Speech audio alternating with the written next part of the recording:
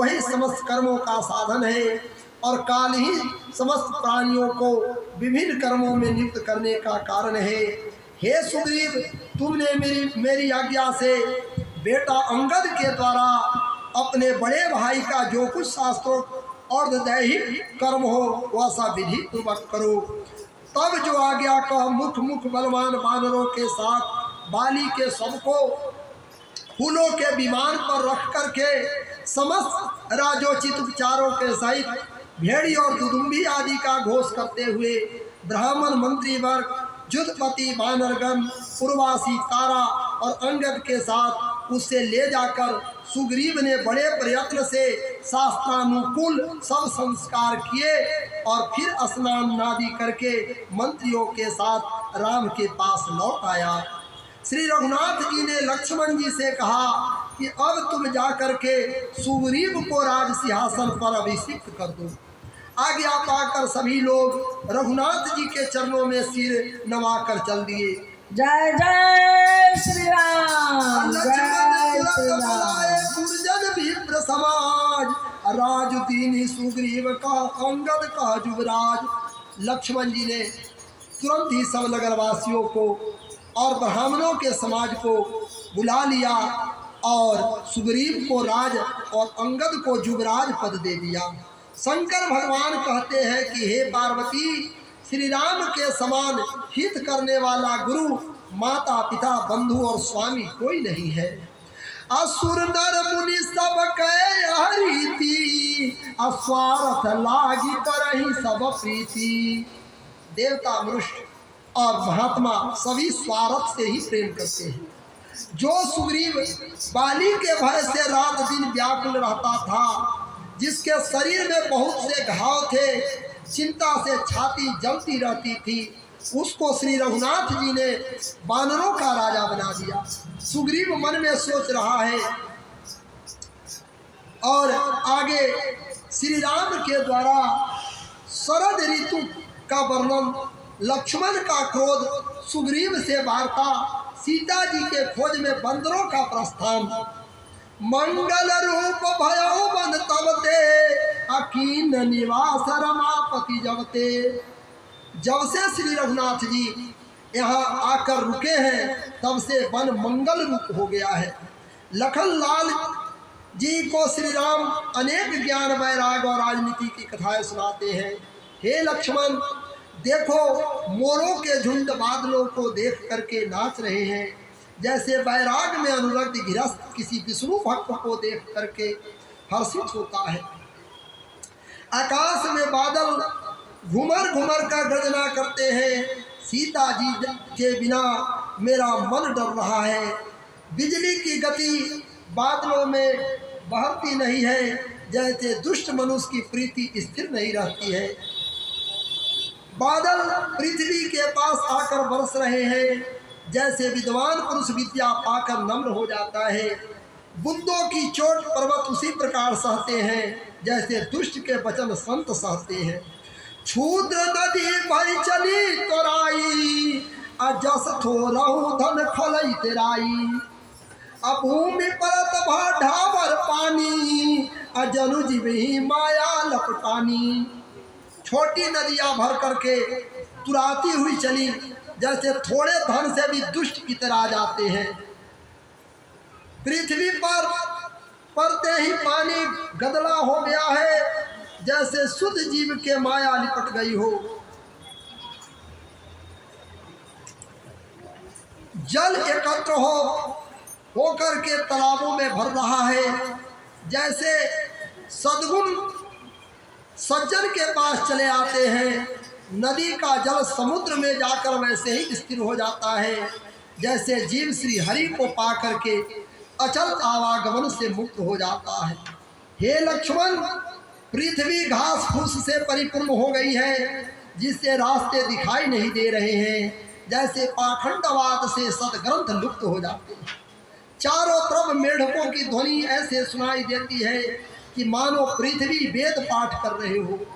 वृक्षों पर नए पल्लव उग आए हैं, मानो साधक के मन में ज्ञान उदय हो रहा हो।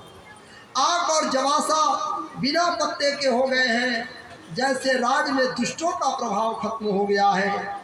वर्षा के कारण कहीं धूल दिखाई नहीं देती है। जैसे क्रोध धर्म को दूर कर देता है। लहलहाती हरी भरी खेती से पृथ्वी ऐसी शोभायमान लग रही है जैसे उपकारी पुरुष की संपत्ति शोभित होती है। रात के घने अंधेरे में जुगनू ऐसे दिखाई दे रहे हैं मानो दंभियों का समाज जुटा है। अधिक वर्षा होने से क्यारियां फूट चली है मानो स्त्रियां स्वतंत्र होकर बिगड़ जाती है। किसान कृषि को निरा रहे हैं मानो विद्वान पुरुष मोह मत और मान का त्याग करते हैं। चक्रवाक पक्षी दिखाई नहीं दे रहे हैं जैसे कलयुग में धर्म दिखाई नहीं देता है। ऊसर भूमि में वर्षा होने से तृण नहीं उग रही है जैसे हरि के भक्त के मन में काम उत्पन्न नहीं होता है। कभी कभी वायु वेग से चलती है, बादल जहर तहाँ गायब हो जाते हैं जैसे कुपुत्र पैदा होने से कुल के धर्म नष्ट हो जाते हैं। दिन में कभी सूर्य दिखाई देता है, कभी अंधेरा छा जाता है जैसे कुसंग और सुसंग पाकर के ज्ञान नष्ट और उत्पन्न होता है।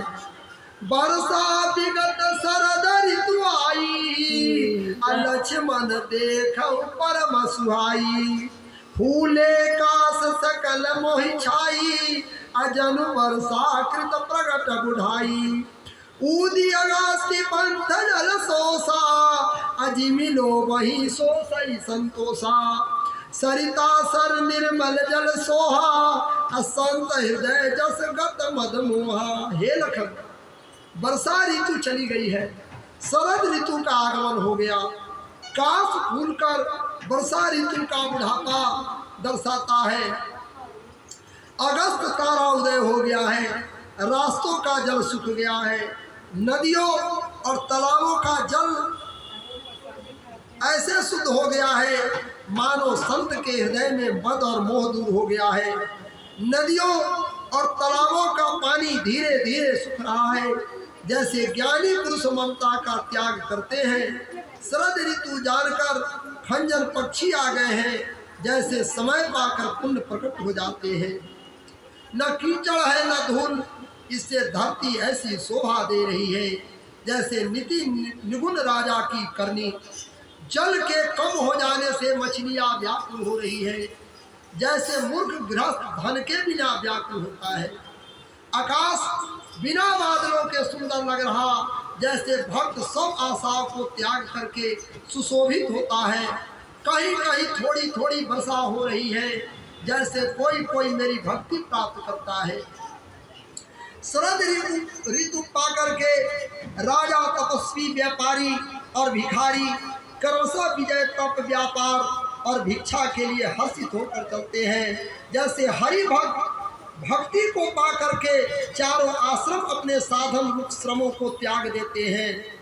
जो मछलियाँ अथाह जल में है वे सुखी है जैसे श्री हरि के शरण में चले जाने पर एक भी बाधा नहीं रहती। जय जय श्री राम, कमलों के जय श्री राम। तालाब कैसी शोभा दे रहा है जैसे निर्गुण ब्रह्म सगुण होने पर शोभित होता है। भौरे अनूप शब्द कर रहे हैं, पक्षियों के नाना प्रकार के शब्द सुनाई दे रहे हैं। रात में मन को दुख हो रहा है जैसे दुष्ट को दूसरे की संपत्ति से दुख होता है। पपीहा प्यास से दुखी है जैसे शंकर जी का द्रोही दुख पाता है। शरद ऋतु के ताप को रात के समय चंद्रमा हर लेता है जैसे संत दर्शन से पाप दूर हो जाते हैं। वर्षा ऋतु के आने पर पृथ्वी जो जीवों से भर करके पूर्ण छा गई थी वे सभी जीव शरद ऋतु पाकर ऐसे नष्ट हो गए हैं जैसे सद्गुरु के मिल जाने पर संदेह और भ्रम दूर हो जाते हैं। वर्षा बीत गई, निर्मल शरद ऋतु आ गई, परंतु हे तात सीता की कोई खबर नहीं मिली। एक बार कैसे भी पता पाऊं तो काल को भी जीतकर पल भर में जानकी को ले आओ।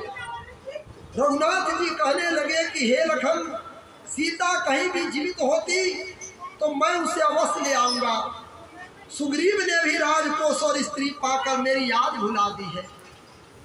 जब तक मनुष्य कंगाल रहे, जब तक मनुष्य कंगाल रहे तब तक उत्पात नहीं करता। जब वही धनी हो जाता है तो मुंह से बात नहीं करता।